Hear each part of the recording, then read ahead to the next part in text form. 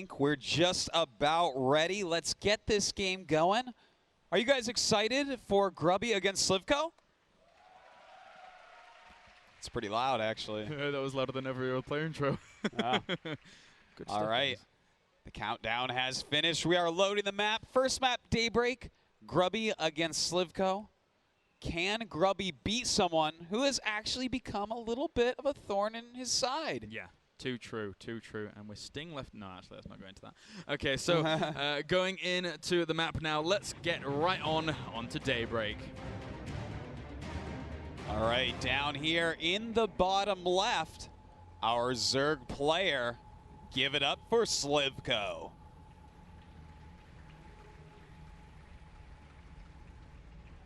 And in the top right, you know you love him. Let me hear some love for Grubby.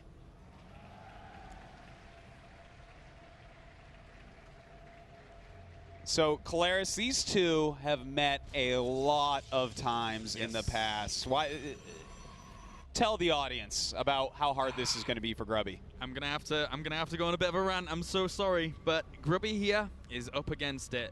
They have played each other in series, in tournament play, time and time again, and Grubby in actual tournament play has only ever won one series against him. He's taken games here and there, but they've met so many times during 2012 that it's unbelievable. Scan Invitational, Take TV Reloaded, RSL Season 1, Germany, Cologne for IEM, and also the WCS EU, not to mention this tournament as well.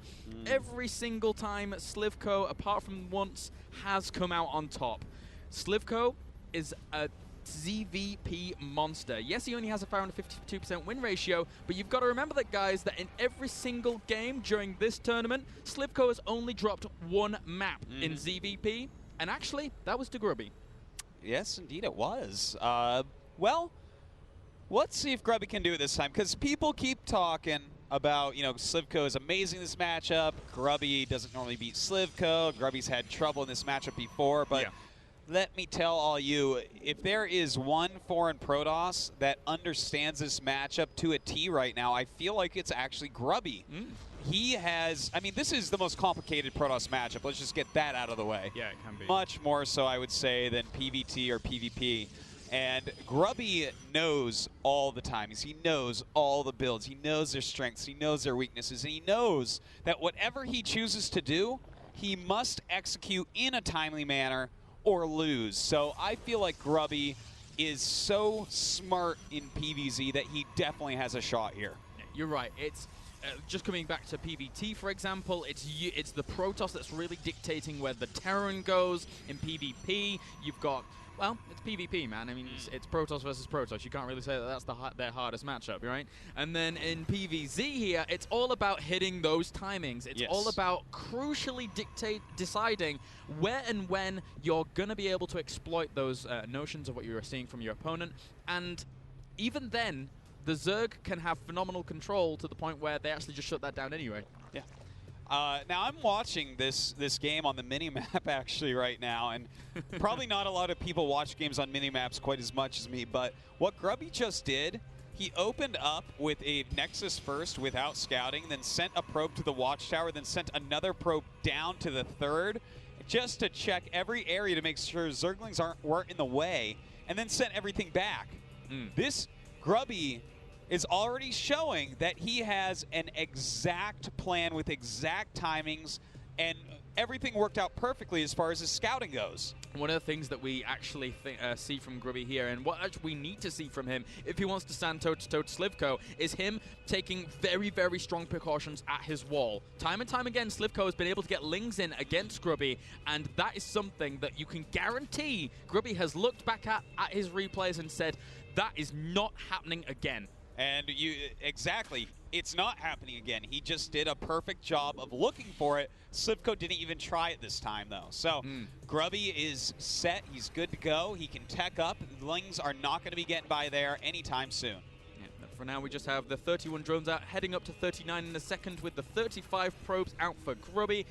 Meanwhile, just the 2 queens getting those lava injects going down. Adding on the 2 gas geysers at a pretty reasonable time here just to get that speed going. That was, I want to say it's a little bit quick on the geysers. You know, that's true. A little bit fast. We'll see if it actually means anything. A lot of people nowadays are going double evolution chamber with speed. Yeah. That could be what it is, because that normally gives a slightly quicker gas. I mean, oh my God. Look at that there. No. I think Haswap's called it, man. Double Forge and Twilight. Yeah, that can be very, very strong indeed. The double upgrade style, we were saying, as Haswap said, we turned to each other like, I love that style, man. It's so good. Getting like plus one out super quickly and then going up to so many upgrades. The reason it works so well is because more oftentimes than not, Zergs are messing around in the mid game with melee, range, and carapace, and not really putting full emphasis on their upgrades. And if you hit like just before the spires finish, their hives finishing up with that amount of upgrades, you do so much damage. Yeah, and you know what? Little shout out to Light from Australia, a good Protoss player who's been doing this double forge type of style a long time. I actually talked to him while I was down there on it. And it is something that catches them so off guard. If the Zerg doesn't check the upgrades, they're going to miscalculate the battle. Yeah. You know, StarCraft pro gamers, they practice so hard, so many games, that they can look at a battle, know what upgrades each should have, and then know how it's going to go basically, except for a little bit of micro. But something like this can make a gigantic difference, and I can't wait to see what Grubby does with it. Grubby actually getting that observer now, going to send that across, all starting his +2 weapons instantaneously and getting the chrono boost down, as well as trying to grab himself that 3rd base. So he is playing for the long game here. All he's seen thus far is the fact that his opponent has a 3rd, nothing else. This observer is crucial here. He needs to know exactly what his opponent is up to. That is true, and Grubby once again showing how well practiced he is for this. He put his pylon down right next to his Nexus before the Nexus. A lot of players just simply don't do that, just in case they misplace it, which, well, you shouldn't, but that just shows he's completely confident in his plans. For now, we have Gliera Constitution on the way, as well as that Infestation Pit going down. It hasn't been scoured out just yet, but Grubby's on the way in with his Observer eventually. He's also adding on a 2nd one, just to keep an eye on the choke points for when and where his opponent may end up moving in towards him. And now, heading into his base with the Observer. Well, Grubby with this really quick 3rd base, if he can just hold on for a little bit, a nice quick 3rd plus double forge so early on, this is going to just pay huge dividends for him. As we see Slivko, he has 1-1 started, but Grubby's going to have, I mean, Grubby might be able to get up to like 3-2 by the time before Slivko has 2-2. Yeah, and that is a massive, massive deal here. I like, though, that Slivko is not messing around with range upgrades in the mid-game. He's saying, I'm focused on the late game here. I am focusing straight down on exactly the place I need to be in to feel comfortable here against Grubby.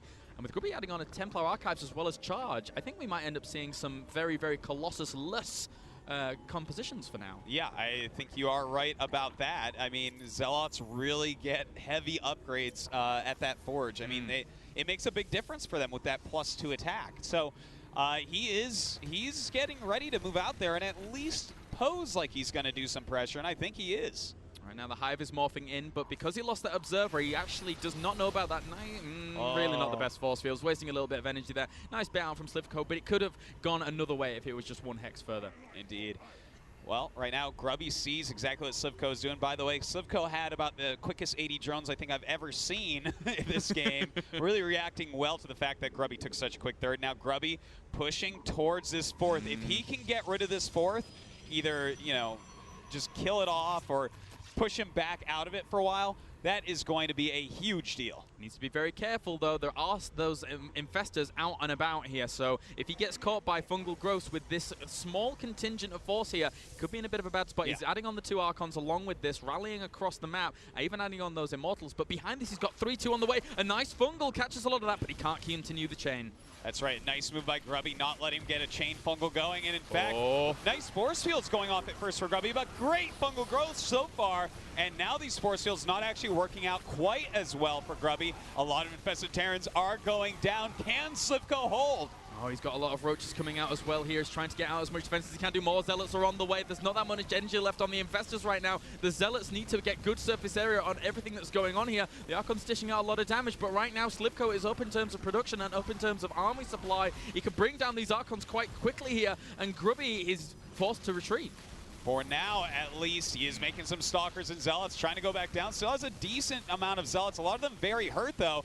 And this many Roaches just gets very good against his style. He does not have the Immortal count that he needs. I think Grubby does have those 1 or 2 sentries out, and that's kind of holding that ramp for him for just a second. He didn't really have too much energy, but for now he's still getting out a few more gateways here, and those Roaches are pushing him once again. They're trying to barrel down on this location. The preemptive force field goes down to make sure, say to Slivko, no, do not try and come up this ramp. Yes, indeed. Well, you know, Slivko's looking pretty good, man. His Greater Spire is 1/3 the way done. He does have 6 Infestors out with even more on the way, and Grubby just continues this relentless aggression with this same unit composition. He does have 3-2 finishing just now, so this next attack is going to be the most powerful one yet. Yeah, it is. He's getting Blink out as well. He's trying to prepare for later stages in this game. It's 140 supply right now to 195. If he lets these spines get up, it could be a little bit dicey for him going into this engagement, but he doesn't know about the Hive timing. He doesn't know about the Greater Spire timing. He knows nothing about it, and unless he actually makes something happen pretty soon, it's going to be a bit of an odd spot. It certainly is, and oh, beautiful Fungals going down from Slivko. Those Zealots being completely useless right now. One of the Archons did get caught in the side, and this is way too many Roaches. Oh, it really is. If they close the gap, if they bring down those Archons as well as those Immortals, there's no firepower left over for Grubby. He gets pushed back for now for just a little second here, but still too many Roaches. Once all these Zealots go down, he could quite easily close the gap. He's going to stay back for now, though. Slivko realizes that this army can't do too much damage from here on out, and he actually pushes in once again to try and kill them off. Well, these Immortals now doing a great job with that +3 attack, dealing ridiculous amounts to these just +1 carapace Roaches. But with these Lings coming out, Grubby's attack looks like it may have fallen.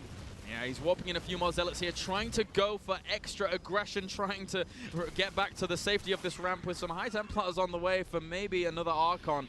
But again, he's got +3, +1 armor going down. He's got a great upgrade advantage, but unless he can do something about these 10 Corruptors coming out with Broodlords, he cannot come back. No, he cannot. His tech is just not right. His unit composition just is not right as well. He's focusing still on Zealots and Immortals with some Archons mixed in. Sure, he's getting Blink, but this is it's too little too late. Yeah, he has too many units that are pretty much useless. He's going to have to just run around the map with these units and force those Broodlords to play defense, and hopefully during all that, cause some damage. He's getting the Stargate now, but it seems just a little late, right? He's going with the Warp Prism, trying to hold his opponent back, trying to get his 4th base up and running. He needs to buy huge amount of time here, unless Slivko just decides, well, you know, I've got an army that's ridiculously strong here. I can just quite easily push across and just kill you off. Well, he's getting that Psystorm right now. 6 Broodlords in production. He's about to have 11 Broodlords total. And a Zealot Immortal army with 2 Archons in it is not going to do anything against that. So this is what Grubby's going to do. He's going to send these Zealots towards that 3rd base, try to draw the Broodlords around while he catches up in the types of tech that he needs. Yep, this is nice delay tactics here. Grubby just kind of poking away. Meanwhile, Slivko, though, he's adding on his Carapace for his Flyers. That's a big deal here. Carapace for the Broodlords makes them survive just so much more, and especially you need that because, you know, +3 weapons is already out here for Grubby. And look at this, we do have a warp in the main base. I like this move, and Slivko's going to have to walk back with at least a portion of his army against those upgraded units. And it looks like they're going to do some good damage because he's just sending in mostly Zerglings. And 1-1 Zerglings against 3-1-3 Zealots is not a good battle. No, not at all. They hit like trucks. They tank like trucks as well. That fleet beacon is now on the way here for Grubby. He's adding on a few cannons. That +3 armor is on the way, but this is exactly what I said before. Slivko is now just, well, you know, I'm just going to come and kill you. Look at my Broodlord Infestor army. The Zealots will get cleaned up and maybe you'll lose a little bit of an economy, but the Broodlord Infestors cannot be contended for a long time here. That is right. We do have that fleet beacon not quite done with only 7 Stalkers and 2 Archons. I'm not sure what Grubby's going to be able to get done here.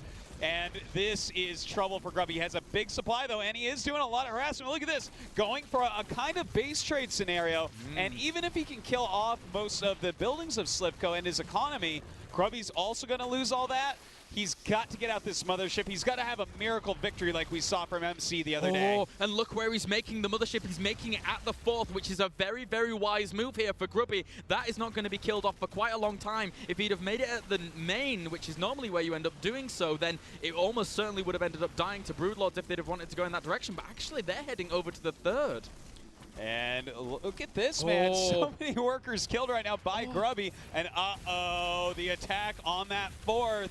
It looks to me like that mothership is never coming to fruition. Yeah, unfortunately for him, that counterattack was very, very strong. So many Zerglings here for Slivko, really splitting himself up very, very nicely. The mothership gets started at another location in his main, and that Nexus does fall. That, though, is he going to be able to finish that mothership? Because the mothership takes a long time. Yep. He doesn't even, I guess he has a lot of chrono boosts, but the Broodlords are on their way. The Zerglings coming in now, and he's going to realize in a second what's going on with that. You know, I mean, Grubby's actually killing off a lot of his opponent's bases here, but the Spines are going to whittle down his army quite considerably here since they are having to be killed off anyway. Drones now retreating. He has a little bit of money for extra buildings, does Slivko, so as long as he keeps some drones with his army, plants down, you know, extractors where he can, and it's going to be okay. Trying to drop some storms. He needs to save the Nexus as best he can, but Slivko realizes the mothership's on the way, and he's going to barrel down on this Nexus. Yeah, he's going to target that down now, and once again, the only chance for Grubby in this base trade scenario was a masterful mothership.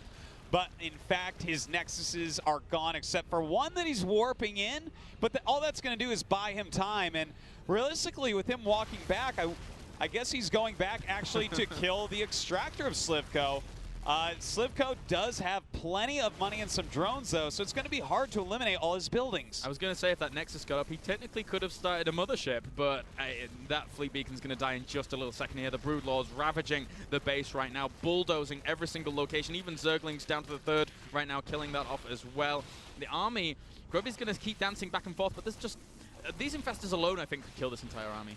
Yeah, I'm pretty sure they could. So he just cannot actually engage. He has to play the runaround. He has to try to eliminate all the buildings of Slivko. Slivko, though, with 355 minerals and his drones with his army, he can make a hatchery, he could make extractors, he could make all sorts of stuff that can keep him in the game. So the buildings on the map now, while they're important to kill, that's not all he has to do. This is a big job ahead of him.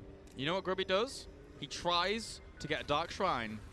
I'm not even joking, because there's one Overseer out right now. He just gives... Oh, there's no Overseers out right now. Oh, nice. So that's really the last bastion of hope, but that's going to be ridiculously hard anyway with very, very few probes and no real Nexus potential.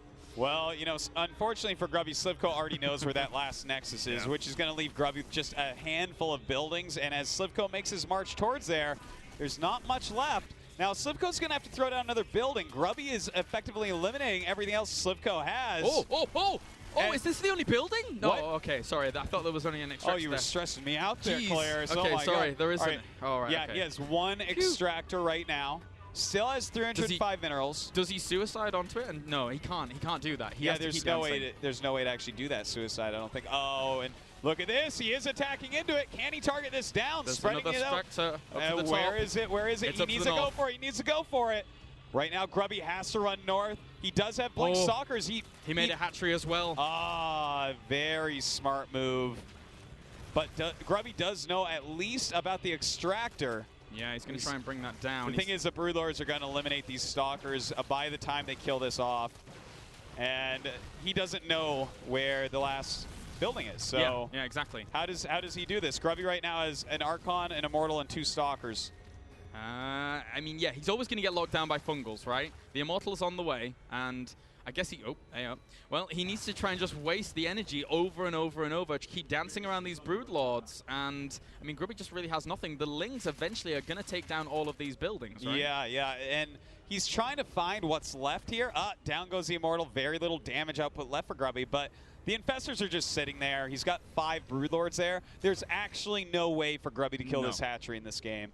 And the thing is, there's no reason for him to give up because he's not sure where it is. Maybe Slivko will make that mistake. So at this point, we just have to watch Grubby, unfortunately, lose all his buildings. Yeah, we just have to chill out and relax as these two Stalkers hunt down what they can. Oh, there's an Archon as well, but the Zerglings trying to clean up what they may. These just few Broodlords here that are just swinging around, killing off the rest of this. Grubby has nothing. GG.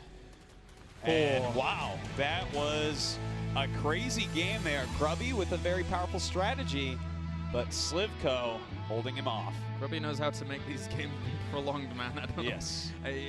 There's points where sometimes, you know, it gets to the situation where there's really no going back. There's no real recuperation from the position that you're in. But Grubby, he tries to, you know, not only find every single angle, but it taxes his opponent as well. Endurance is a big thing in this game. So, and Grubby certainly has a lot of that. He does. Well, let's go ahead, throw it over to our analyst desk, guys. What did you think about that game? That was an absolutely sick start to this best-of-5 series. Grubby, from a position where he was a little bit, quite handily behind, managed that so well towards the late game, but just unable to take it in the end. But we want to take a look just a little bit at the beginning of that game. That build that Grubby was using, Hassie, you mentioned at the start of that game. He had something very specific in mind leading to the first push. Why don't you talk us through that a bit?